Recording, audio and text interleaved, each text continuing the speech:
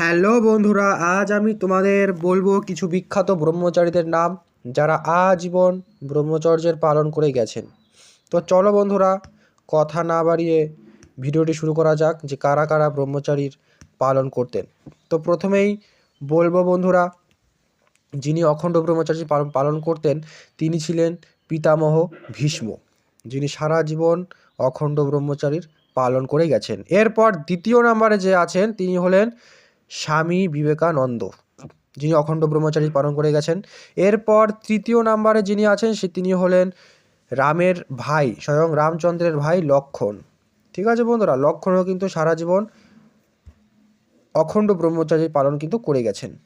এরপর যিনি আছেন তিনি হলেন স্বয়ং বজরংবলী হনুমান, যিনি অখণ্ড ব্রহ্মচর্য পালন করে গেছেন। এরপর যার নাম বলবো তিনি হলেন গুরু পরশুরাম, যিনিও কিন্তু অখণ্ড ব্রহ্মচর্য পালন